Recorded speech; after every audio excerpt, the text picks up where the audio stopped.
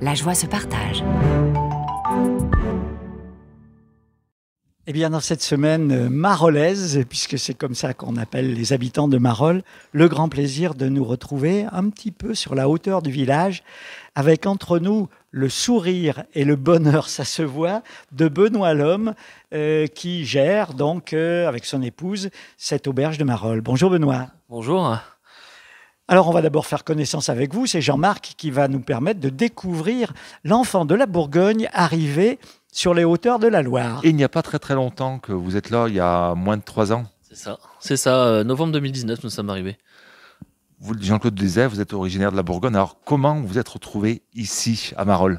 Un article dans le journal qui parlait que la mairie recherchait un repreneur pour l'auberge. Donc on est venu visiter par curiosité, puis on a été très bien accueillis et le village étant assez sympathique, on a décidé de tenter l'expérience. Alors, vous aviez déjà une bonne expérience dans le domaine de la cuisine. Tout petit, vous rêviez de faire ce métier ?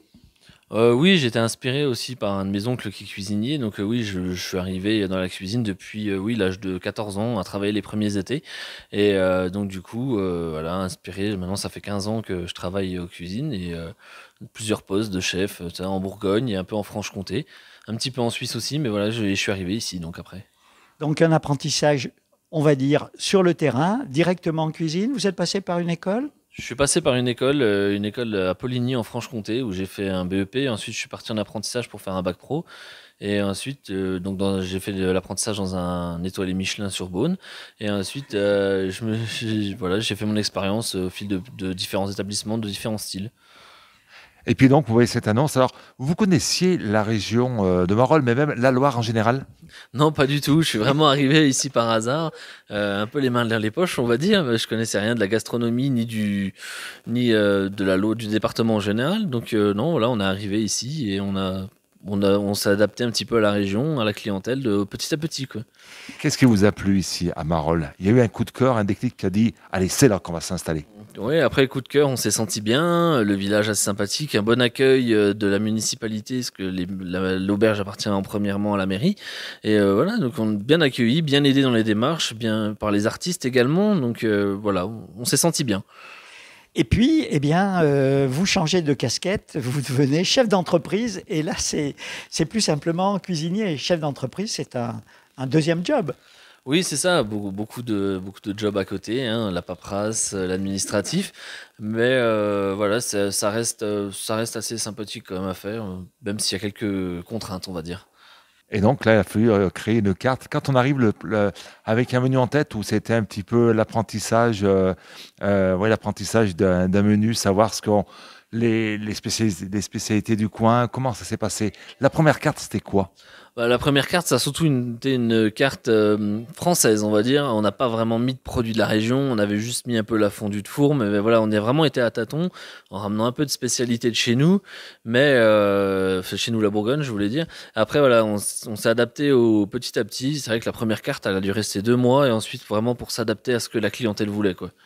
Allez, moi je suis un gourmand comme Jean-Claude. C'est quoi la spécialité de la Bourgogne ? Après, formerette, bœuf bourguignon, voilà, tous les grands classiques. Hein, moi, je faisais des œufs pochés à l'époisse aussi.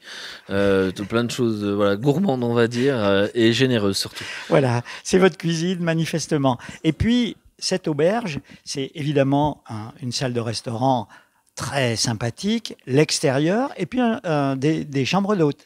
C'est ça, on a 4 chambres d'hôtes qui nous permettent d'accueillir du tourisme, mais principalement randonneurs et pèlerins de Saint-Jacques-de-Compostelle qui viennent faire halte là généralement une nuit ou plus s'ils n'ont pas le courage de repartir. Et, on est bien chez vous. C'est ça aussi, oui, mais bon, il y a des fois, c'est plus le physique qui ne va pas. Mais voilà, c'est principalement randonneurs et pèlerins qu'on accueille tout au long de l'année dans nos 4 chambres. Et puis, eh bien, sans doute le week-end, le soir, on monte de la plaine du Forêt, même de Saint-Étienne. C'est pas loin, il faut 40 minutes, 35 minutes pour venir. Oui, c'est ça. On a des gens de Saint-Étienne, de Montbrison. On a quelques Lyonnais aussi qui se déplacent jusqu'ici, surtout les week-ends. Après, voilà, clientèle locale, étrangère l'été. On touche un peu tout le monde, j'ai envie de dire. Et puis alors maintenant, bien, on va passer derrière les fourneaux. Et on se disait avec Jean-Marc, vous avez certainement des plats qui vous font vous-même saliver. Alors, vous nous en avez donné quelques exemples. Commençons peut-être par la fin. Le parfait glacé à la verveine. Dites-nous de quoi il s'agit. Alors c'est un parfait glacé, donc c'est un sucre cuit avec des jaunes d'œufs qu'on incorpore de la crème fouettée et de la verveine du forêt qu'ensuite on met à congeler, à surgeler du moins, et après on le sert arrosé avec de la verveine dans l'assiette par le serveur. Ah oui. Donc, à la fois la fraîcheur de la glace et puis le parfum en bouche qui doit remonter fort. Fort oui et non, après voilà, il y a des gens qui le prennent sans verveine pour arroser, mais on sent quand même la verveine à l'intérieur, c'est assez subtil. Et puis une carte qui change tous les 3 mois, c'est ça à peu près. C'est ça, on la change à peu près tous les 3 mois. On essaie de suivre à peu près les saisons. Bon, après, ça dépend. Il y a des moments où elle reste un peu plus longtemps, suivant la fréquentation et l'humeur du chef surtout. Allez, un autre plat, Jean-Claude. Alors, un plat où vous mêlez la Bourgogne avec les escargots. Le seul énoncé de ce qu'il y a à l'intérieur nous fait saliver, cher ami. Donc là, en ce moment, c'est la fricassée d'escargots aux asperges vertes. Après, voilà, les escargots, c'est quelque chose qui me tient à cœur, que j'essaie de garder tout au long de l'année avec différentes recettes sur ma carte pour voilà, garder un peu les origines chez nous. Donc voilà. Fricassé d'escargots, c'est-à-dire ils sont simplement poêlés. Alors poêlé avec un peu d'ail et ensuite on fait une crème d'asperges vertes et quelques pointes d'asperges dedans. Voilà. Donc c'est à la fois relevé et léger aussi, parce que vous dites goûteux, généreux, mais c'est pas bourratif. Non, non, non, c'est pas bourratif du tout, mais c'est assez, oui, c'est généreux quand même. Il y a de la crème, voilà, il y a un peu de crème, un peu de beurre, donc forcément la cuisine c'est assez généreuse et goûteuse, oui. Alors vous évoquiez aussi les fromages, les faisselles, le café. Vous avez découvert et les glaces des producteurs locaux. C'est ça, là, cette année, on a vraiment décidé de mettre l'accent sur les producteurs locaux. Donc, on travaille du coup avec la fromagerie Mons à Montbrison, la laiterie du Forêt pour les faisselles à Savigneux, les glaces, c'est la ferme des Délices à Saint-Cyr-les-Vignes et le café Chapuis à Saint-Étienne. Alors, Donc on reste vraiment dans la région. Voilà, on peut vous dire que nous qui sommes de la région, vous avez tapé exactement aux bons endroits. Hein. C'est combien de couverts ici que vous pouvez servir? C'est combien de personnes vous pouvez recevoir? Alors, il y a une terrasse pour l'été aussi. Alors, dans la grande salle, en individuel, donc en petite table, on peut mettre jusqu'à une cinquantaine de couverts. Après, en groupe, on arrive à monter à 70. Et après, on a la terrasse où on met une trentaine de couverts. Et on a également une deuxième petite salle où on peut mettre jusqu'à 25 couverts. Voilà, alors vous accueillez aussi les groupes, parce que probablement quand il fait beau, un quart, les gens marchent, et puis il y a tellement de belles choses à voir à Marolles et aux alentours. C'est ça, on accueille des groupes de randonneurs, ça nous arrive de faire quelques bus aussi dans l'année, repas de famille, anniversaire, baptême, on a déjà fait, ça nous arrive également. Et puis les Marolais vous ont maintenant complètement adopté, ne serait-ce que parce que vos enfants vont aller à l'école et sont scolarisés tout proches. C'est ça, j'ai deux jumeaux de 2 ans et demi qui à la rentrée rentreront donc à l'école de Marolles. Et ensuite j'ai deux autres grandes qui sont scolarisées à Montbrison et Saint-Bonnet. Donc oui, on peut dire que je pense que je suis intégré dans le paysage marolais, on va dire. Et vous êtes bien ici, vous nous avez confié que vous recherchiez la campagne. C'est bon, là vous couchez vraiment toutes les cases. Vous êtes au bon air, avec un paysage juste magnifique à tomber par terre, on peut le dire. Des gens sympas.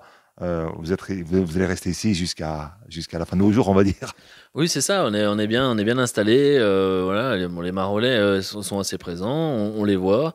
Donc oui, c'est assez sympathique et on n'envisage pas de partir en tout cas. Alors, on va revenir à la cuisine parce que votre plaisir, c'est quand même d'être derrière vos pianos, comme on dit. On a eu un dessert, un plat. Allez, un autre dessert, un autre plat.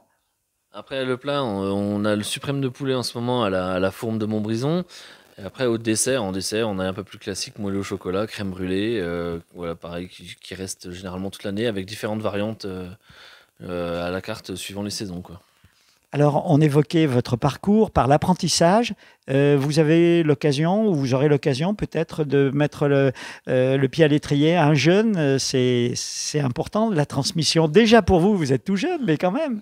Oui, alors on a déjà essayé de chercher des apprentis. Bon, ce cas, c'est que malheureusement, les jeunes à 16 ans, la contrainte qu'ils ont, c'est le déplacement jusqu'à Marolles. et les horaires de la restauration. Donc après, ça impose forcément aux parents de faire les allers-retours. C'est ça le plus compliqué. Nous, on aurait aimé en embaucher un quasiment dès le début, mais malheureusement, on n'arrive pas à avoir de candidats pour le moment. Même à Marolles, il n'y a pas un jeune qui est venu vous voir pour dire moi, j'aimerais bien faire mon apprentissage ici. Ça serait l'idéal. Alors, on a déjà eu des stagiaires, des jeunes du village, mais bon, après, pour le moment, non, on n'a pas vraiment de Marolais qui se sont manifestés pour faire un apprentissage chez nous, quoi. Alors, on va terminer cet entretien. Merci de nous accueillir chez vous parce que c'est un vrai bonheur. Qu'est-ce que vous diriez à, je sais pas, à un Lyonnais ou à un habitant de Saint-Étienne pour lui dire, allez, venez à l'auberge? Allez, un petit teaser, comme on dit maintenant. On voit votre sourire, c'est déjà un teaser super. Non, après, bah ouais, venez découvrir notre village déjà, et ensuite la cuisine de l'auberge. Vous y serez très bien, vous n'auriez pas envie de repartir, je pense. Pour quelqu'un de la ville, ici, voilà, il y a la fraîcheur de l'air, on est très bien, et on y mange bien surtout. Voilà. Écoutez, merci beaucoup.